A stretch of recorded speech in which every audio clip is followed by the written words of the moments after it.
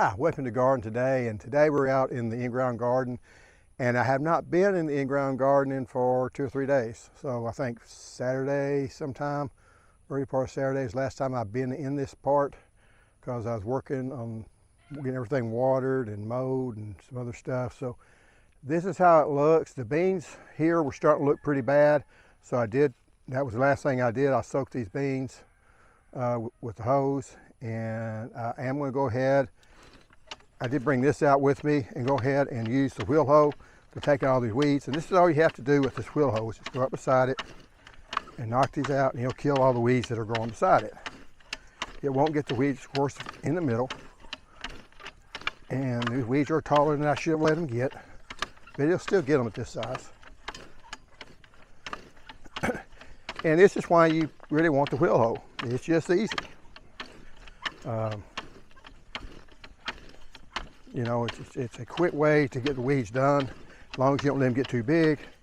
And you know, as you can tell, they don't take much energy. So again, I'll go to the other side. I did use the hoop hoe to get the middle part because I didn't have the wheel hoe at the time. So they're doing all right. I may give them a little more water. See, these in here is kind of struggling a little bit. But you know, it's been hot and it's been dry, so I may give it a day to let the weeds die.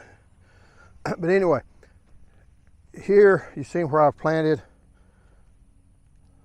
the squash, and you see there's no squash coming up, so I'm about to decide the squash seed's just no good.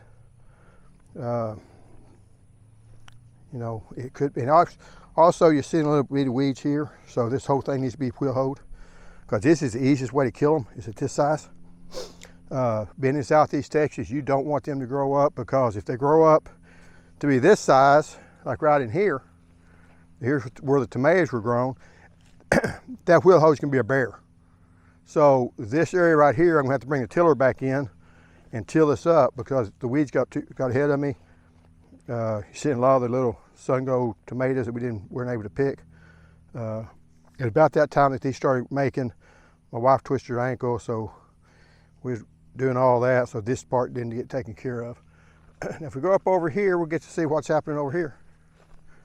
But I did get all this cleaned out. Now I just got to till it up. Corn's still struggling.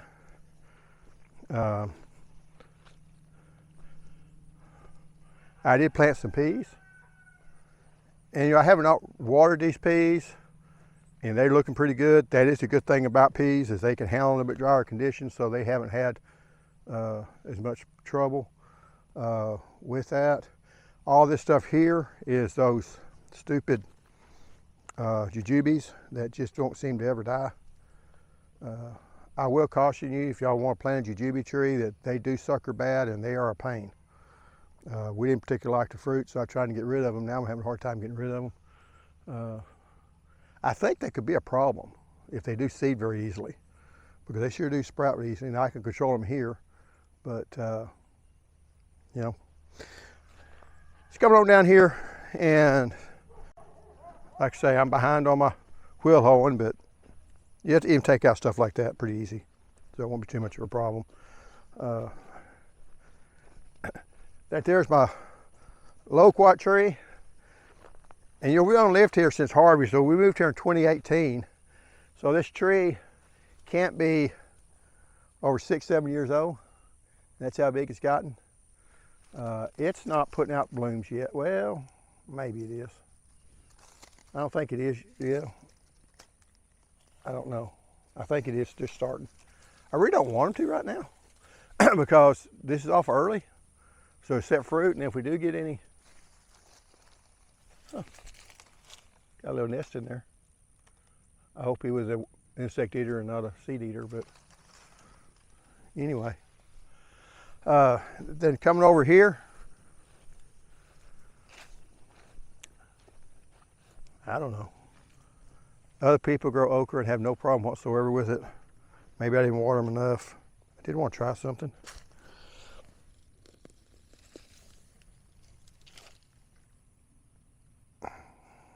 think that there are some of the nematodes, but they don't look too bad.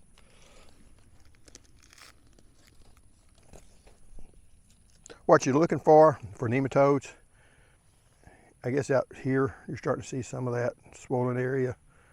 But I've seen nematodes a whole lot worse than that.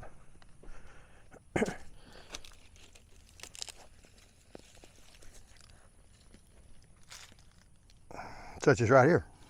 Okay. That there's nematodes. So if you pull your plants up and they got these little knots on them, that's a really good indication.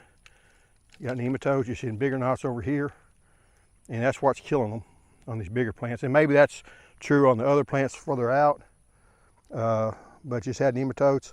And the more you water it, the more nematodes you're gonna get, but the longer your plants will survive. We'll grab one that's still alive. Ah, there you go. There's nematodes. If you got stuff, now you have to be careful because beans will have something that looks like this, and that's just the nodules for your rhizomes or your place, the nodules for the nitrogen to fix. But this doesn't fix nitrogen, so all those are little stings that this microscopic worm stings them with, and I got a bunch of little nematodes in there. So, you know, that's what happens. That's why sometimes you got to get this stuff in and get it to make pretty quickly, because them nematodes are eating it up. And I guess these all died earlier, but I don't think we're going to find out if a horse likes okra plants. You like this?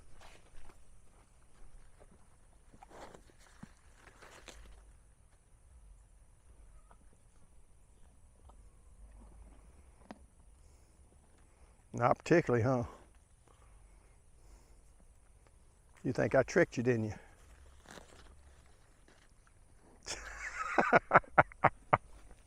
There you go. I don't like leaving those in the garden. Now, I remember here I planted the cucumbers, and I planted the black beans. The black beans got eaten by the mole crickets because I had, if you remember, I had the beans over there, and the first row didn't come up at all, and second row didn't come up. So the third row, I put some insecticide down right after I watered them in, and that kept and now they're growing, and it's from the same packet. So the seeds were good, it's just something ate the seeds. Now this could be here, but since when I put with the black beans, so I think the mole crickets got it. But the cucumbers, they should have come up. Now I will say it's a little bit tight, but I still think you'd see something coming up. Sometimes whenever you get tight sand, they won't let stuff come up, but a lot of times they'll still kind of break the soil, and I didn't see anything come up. So either it's just too hot for them to come up, which I kind of doubt. Now, the other thing that happened is our friendly deer decided to come back in here and eat my peas once again. So being a nice guy that I am, I came here and shredded all this down and mowed it all down because I don't want him getting here any more than he has to. And the other problem I'm having is the horse is pushing the wire down, which makes it easier for the deer to jump over. But deer can jump over that, they can jump up to 6 foot, I think. So it's really hard to get a deer too tall, but just the more aggravation, the less likely they are to do it. But anyway, I did mow this down. I'm not real sure how to handle this because he's wanting to come here more and more. Like I say, deer is a lovely thing till you start trying to grow a garden. And a horse is starting to find out he's not supposed to put his neck down there.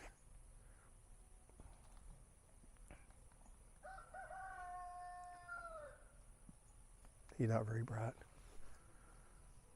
I put those up there to keep the chickens from trying to come in here. Now he's trying to put his neck down there and it's sticking him. He can't figure out why. Going back. Anyway, one last thing I was going to show y'all is we're going to look at the habanada. It's a Rollet heatless habanero plant. And it's doing really well. And the thing about it, you'll look at them and you think it's not doing anything. You almost want to pull them up because it's not producing. But a lot of times about this time of year, it will start producing, and it'll produce a lot. And it's already made 1 or 2 productions earlier, but don't give up on them. When they're small, they just don't produce very many fruit or peppers. But when it gets later, they'll produce peppers really good. There's a couple of my citruses in the ground.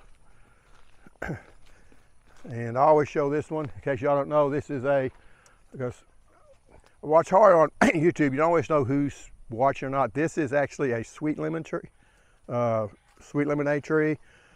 These lemons, supposedly, some people say it's true, some people say it's not. This is a cross between a lemon and an orange.